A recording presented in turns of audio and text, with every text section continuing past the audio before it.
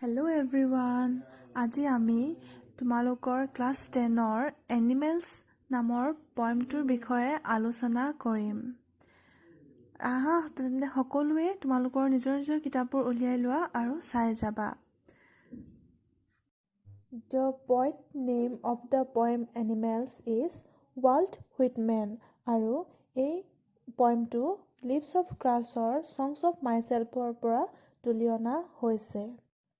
আহাচোন আমি পয়েমটোৰ বিষয়ে আলোচনা কৰাৰ আগতে পয়েটজনৰ বিষয়ে অলপমান পঢ়ি লওঁ। পয়েটজনৰ নাম হৈছে ৱাল্ট হুইটমেন, যাৰ জন্ম 1819 আৰু মৃত্যু 1892ত। তেওঁ এজন আমেৰিকান পয়েট হয়, যোনে সেই আমেৰিকান পয়েট্ৰি ট্ৰেডিশ্যনলৈ এটা ৰিভলিউচনাৰী আনি দিছিল ফ্ৰী ভাৰ্ছত পয়েট্ৰি লিখি। আৰু তেওঁ এজন নন কনফৰ্মিষ্ট আছিল, তাৰমানে তেওঁ এথিক্সবোৰ বিলিভ কৰা নাছিল, অৰ্থাৎ তেওঁ ফ্ৰী মাইণ্ডৰ আছিল, সকলোবোৰকে সমানে চাইছিল। আহা এতিয়া আমি পয়েমটোৰ বিষয়ে আলোচনা কৰোঁ। এনিমেলছ অৰ্থাৎ জীৱ-জন্তু।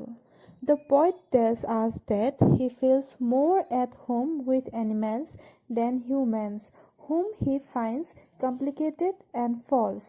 অৰ্থাৎ কবিয়ে আমাক কৈছে যে তেওঁ মানুহতকৈ জীৱ-জন্তুৰ লগত বেছি এট হোম ফিল কৰে। এট হোম অৰ্থাৎ ঘৰুৱা, মানে বেছি নিজৰ অৰ্থাৎ আপোন ফিল কৰে মানুহতকৈ। আৰু মানুহবোৰ তেওঁ কেনেকুৱা পায়? ফল্ছ আৰু কমপ্লিকেটেড মানে জটিল আৰু ফল্ছ মানে মিছলীয়া। তেওঁ জীৱ-জন্তুৰ লগতেই বেছি আপোন ফিল কৰে আৰু সেই বিষয়ে এতিয়া তেওঁ এই কবিতাটোত বহলাই ক'ব আমাক। I think I could turn and live with animals. They are so placid and self-contained. অৰ্থাৎ ইয়াত কবিয়ে কৈছে যে মই ভাবোঁ যে মই নিজকে জীৱ-জন্তুলৈ ৰূপান্তৰিত কৰি দিম আৰু তেওঁলোকৰ লগত বাস কৰিম। কিয়? কাৰণ they are so placid and self-contained. placid অৰ্থাৎ শান্ত। তেওঁলোক বহুত শান্ত প্ৰকৃতিৰ আৰু চেল্ফ কণ্টেইন মানে হ'ল নিজৰ মাজতে সুখী হোৱা, সুখত থকা। I stand and look at them long.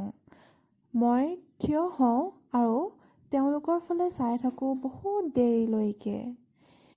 They do not sweat and whine about their condition.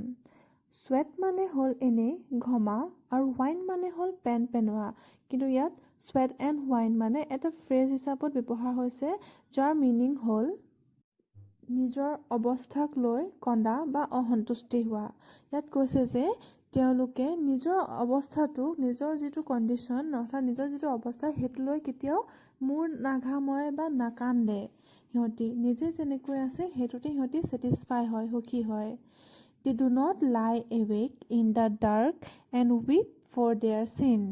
তেওঁলোকে জীৱ-জন্তুবোৰে কি কৰে? ৰাতি আন্ধাৰত সাৰ পাই নাথাকে আৰু তেওঁলোকে কৰা চিন অৰ্থাৎ পাপবোৰক লৈ চকুলো নুটুকে। They do not make me sick discussing their duty to God. অৰ্থাৎ তেওঁ কৈছে যে তেওঁলোকে অৰ্থাৎ জীৱ-জন্তুবোৰে মোক চিক নকৰে। চিক মানে বেমাৰ মোক কৰি নেপেলাই। কি কথা ডিছকাছ কৰি আলোচনা কৰি যে ভগৱানৰ প্ৰতি যিবোৰ দায়িত্ব আছে, অৰ্থাৎ এইটো কৰিব নাপায় ভগৱানে দোষ দিব, সেইটো কৰিব নাপায় ভগৱানে দোষ দিব, এনেকুৱা ধৰণৰ কিছুমান কথা কৈ তেওঁলোকে মোক মানে বেমাৰী কৰি নেপেলায়। আমাৰ মানুহৰ মাজত এইটো আছে ন, যে এইটো কিবা এটা কৰিব যাব ল'ম ভগৱানে দোষ দিব, নাপায় দেই কৰিব, বা ইটো কিবা এটা কৰিব গ'লে ভগৱানে দোষ দিব। এনেকুৱা ধৰণৰ কেতিয়াবা বহুত কিবা কিবি আহি যায় আমাৰ মাজত বাধা বিঘিনি, আৰু কেতিয়াবা সেইবোৰে মানুহক অস্বস্তিবোধ কৰি তোলে বা চিক কৰি তোলে, বেমাৰী কৰি তোলে। তেওঁ কৈছে যে জীৱ-জন্তুবোৰৰ মাজত তেনেকুৱা ধৰণৰ একো নাই আৰু সেই কথাখিনিয়ে তেওঁক মানে বেমাৰী কৰি তুলিবও নোৱাৰে, জীৱ-জন্তুৰ মাজত যদি তেওঁ থাকেগে, বসবাস কৰেগে। Not one is dissatisfied, not one is demented with the mania of owning things. আৰু কৈছে যে কোনো এজনেই ডিছছেটিছফাইড নহয়, অৰ্থাৎ অসন্তুষ্টি নহয় নিজক লৈ বা নিজৰ অৱস্থাক লৈ। আৰু কোনো এজনে ডিমেণ্টেড অৰ্থাৎ উন্মাদ হৈ যোৱা মানে পাগলামি টাইপৰ হৈ যোৱা। কি কথা লৈ? With the mania of owning things. আমুকটো বস্তু মই নিজৰ কৰি ল'ব লাগিব। আমাৰ যেনেকৈ আছে এই নতুন মোবাইল এটা দেখাৰ লগে লগে আমাক লাগেই এনেকুৱা ধৰণৰ হৈ যায়, বা নতুন বাইক এখন বা নতুন চাইকেল এখন, ধুনীয়া কিবা ড্ৰেছ এটা দেখাৰ লগে লগে মানুহৰ এটা স্বভাৱ আছে যে সেইটো বস্তু লাগিবই নিচিনা হৈ যায়। মেনিয়া এটা পাগলামি নিচিনা হৈ যায় আৰু পাগলামিত উন্মাদ হৈ যায়, মানে ক'ব নোৱাৰা হৈ যায়। তো জীৱ জন্তুবোৰৰ মাজত এনেকুৱা ধৰণৰ কোৱালিটিবোৰ নাই, যিবোৰ বেয়া quality. Not one kneels to another, nor to his kind that lived 1000 years ago. আৰু জীৱ জন্তুবোৰৰ মাজত কি নহয়, ইজনে সিজনৰ আগত আঁঠু কাঢ়িবও নালাগে।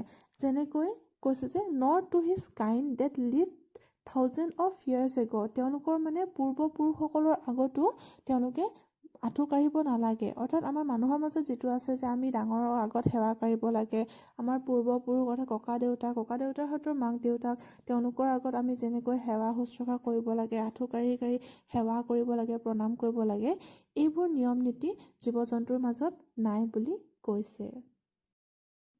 Not one is respectable or unhappy over the whole earth. তেওঁ কৈছে যে কোনো এজনে ইজনে সিজনক ৰেচপেক্টেবল নহয়, অৰ্থাৎ ৰেচপেক্ট কৰিব নালাগে। মই ডাঙৰ, মোক ৰেচপেক্ট কৰা, বা মই সৰু, সিহঁতৰ জীৱ জন্তুৰ মাজত সেইবোৰ নাই। ৰেচপেক্ট কৰিবলগীয়া তেনেকুৱা কোনো কথা নাই। চব সিহঁতৰ মাজত ইকুৱেল হয়, সমান হয়। আৰু কোনো আনহেপিও নহয়, অৰ্থাৎ দুখীও নহয়। অভাৰ দ্য হোল আৰ্থ, পৃথিৱীখনক লৈ সিহঁতৰ কোনো ধৰণৰ কমপ্লেইন নাই। সিহঁতি কোনো জীৱ জন্তুবোৰ কাৰো একো দুখো নাই, মানে সেই হোল আৰ্থ লৈ অৰ্থাৎ পৃথিৱীখনক লৈ। So they show their relations to me and I accept them. আৰু এইবোৰেই কাৰণ, সেইবোৰ যিবোৰ কাৰণৰ কাৰণে সেই কবিয়ে তেওঁলোকৰ মাজত নিজৰ এটা ৰিলেশ্যন দেখি পাইছে, যে সেই তেহঁতৰ কোৱালিটিবোৰৰ কাৰণে কবিৰ লগত এটা ৰিলেশ্যন দেখি পাইছে আৰু তেওঁ মানি লৈছে। and I accept them, তেওঁ মানি লৈছে। They bring me tokens of myself.